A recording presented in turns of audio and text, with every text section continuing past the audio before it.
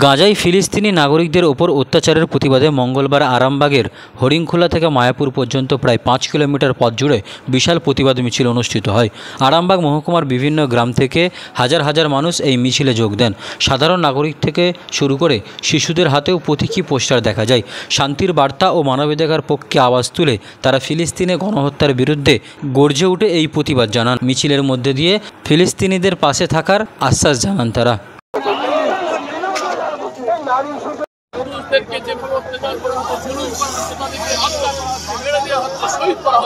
এটা বন্ধ করে দেওয়া হোক।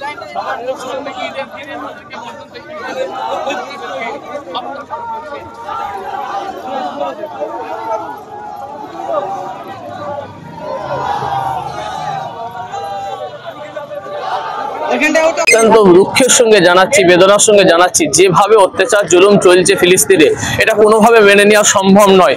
যার কারণে বুকে ব্যথা নিয়ে, চোখে পানি নিয়ে আমরা একসাথে পায়ে পা মিলিয়ে আমরা 4 কিলোমিটার রাস্তা পথে হেঁটে আমরা একটাই প্রতিবাদ আমরা তা জানাতে চাইছি।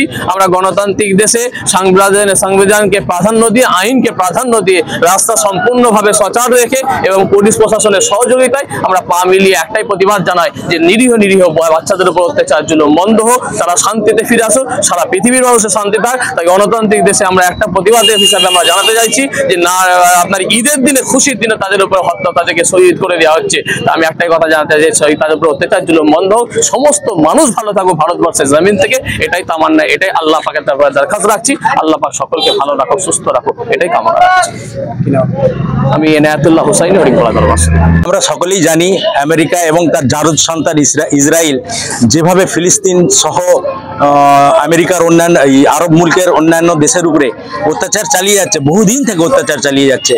তারা সেইখানে জবরদস্তি ইসরায়েলের ফিলিস্তিনের মধ্যে ঢুকে এখন সেটাকে নিজেদের পরবাস, যারা প্রকৃত ইসরায়েলি তাদেরকে বার করে দিতে চাইছে, যারা প্রকৃত ফিলিস্তিনি তাদেরকে বার করে দিতে চাইছে, এবং যারা সহজে বেরিয়ে না যাওয়ার কারণে তাদের বম্বিং করা হচ্ছে, তাদের হত্যা করা হচ্ছে, এবং সেখানে পুরুষ নারী কোনো কিছুই মানা হচ্ছে না। রাতের অন্ধকারে দিনের আলোতে সকালে সন্ধে বোমা বর্ষণ করে, মাটির তলায় ক্লাস্টারের মতো বোমা বর্ষণ করে মানুষকে মারা হচ্ছে। তারই প্রতিবাদে আমরা আজকে মিছিল করেছিলাম।